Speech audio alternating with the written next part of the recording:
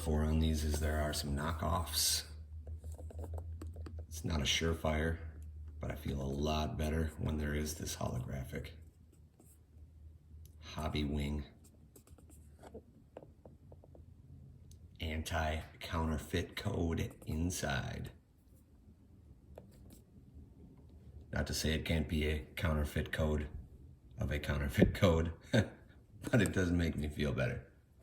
So if you get one that is not cellophane wrapped and does not have this, I would be mildly concerned. As you can see on a prior HobbyWing, also same deal. So if you get a box that doesn't have that on it, I would be questioning the seller or sending it back.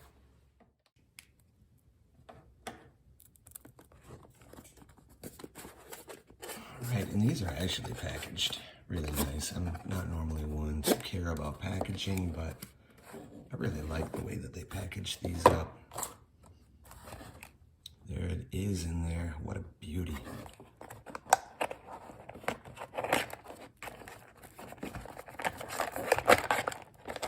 So the way that these come out of the box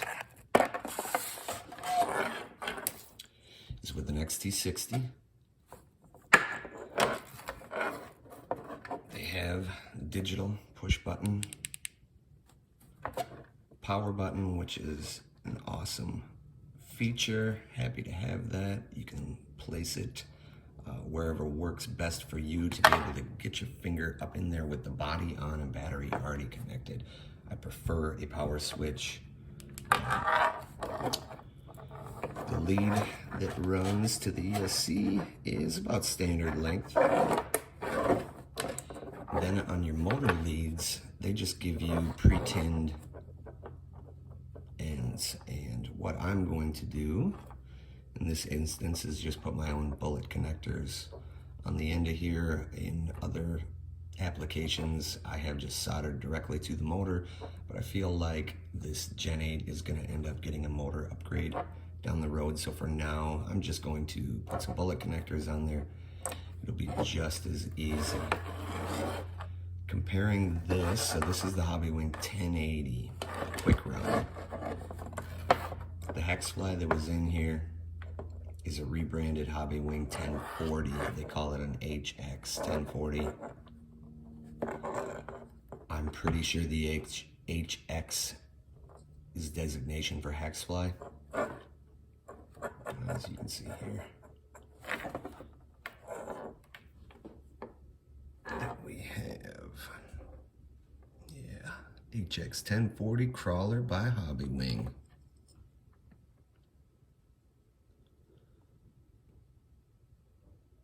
2 to 3S lipo capable. This thing came with a couple parameters you could set via jumper, which is your drag brake.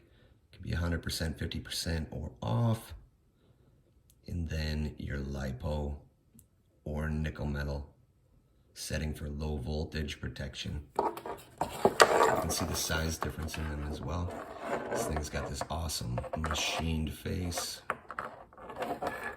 It's a lot lower profile, a lot smaller in the footprint department as well. Just all in all, a nice clean package. Additionally included in the box is really the star of the show.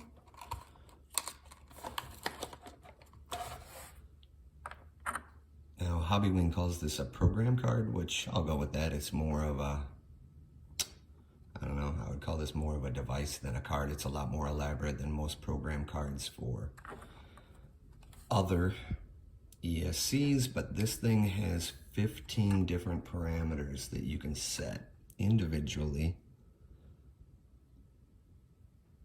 Running mode, battery type, cutoff voltage, initial start force, max forward force. On the back, we have max reverse force, max brake force, initial brake force, drag brake rate, neutral range, start mode, or your more commonly known punch, Pwm frequency, we'll come back to that, B, C voltage. That is a nice addition to C, that you can change from either a 3 amp 6 volt or go up to a 7.4 volt, which is basically the equivalent of going from a 2S to a 3S pack, providing that your other electronics can handle that, particularly your steering servo.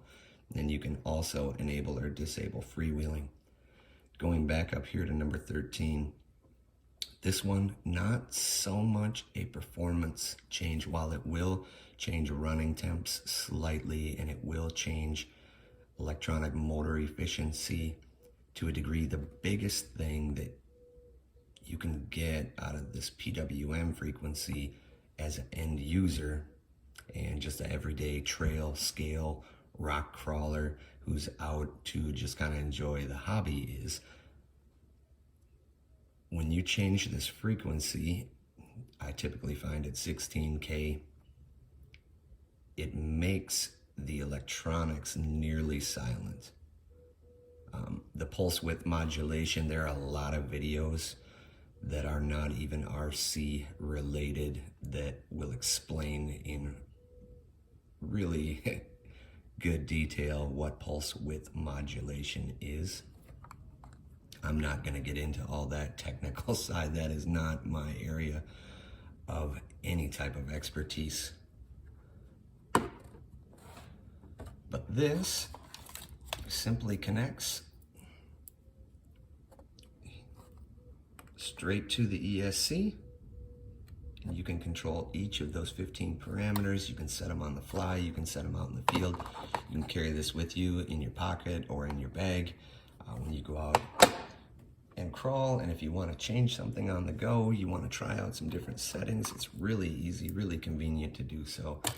And it's very, very self-explanatory. You're not going to need to carry a user manual and then try to decipher that thing. So this is one of my favorite features of this particular ESC, and is why it makes it such an awesome $40 investment.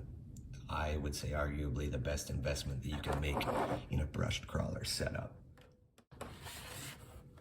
So the other things that come in the box are a couple different two-sided tapes, one for your power switch, one for the ESC itself. And you've also got a couple of heat shrink tubes for connecting your motor wires. Comes with the tether to go from the program card to the ESC, as we already went over. A couple zip ties just to tidy things up. Comes with some literature, user manual, which is pretty well done. It's pretty easy to follow, and really this thing's pretty self-explanatory, but always worth giving it a glance. And a sheet of HobbyWing decals.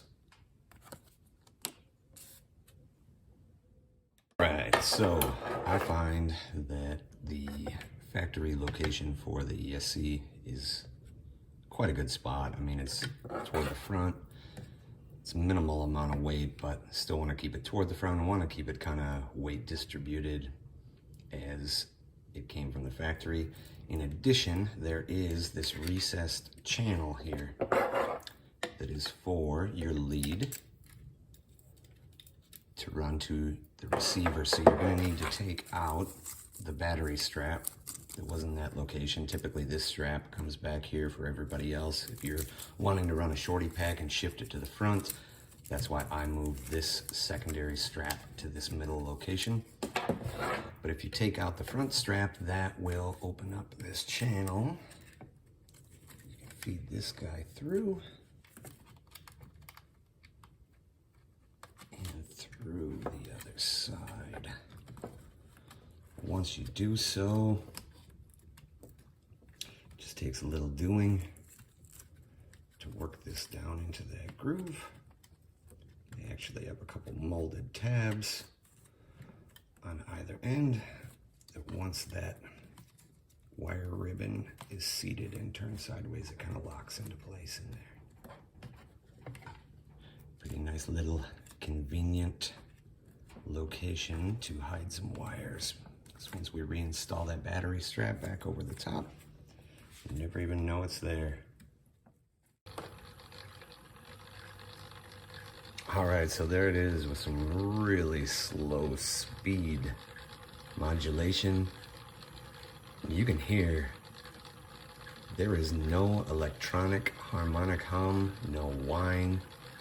All that you can hear is all the mechanicals, all the gearing moving in here.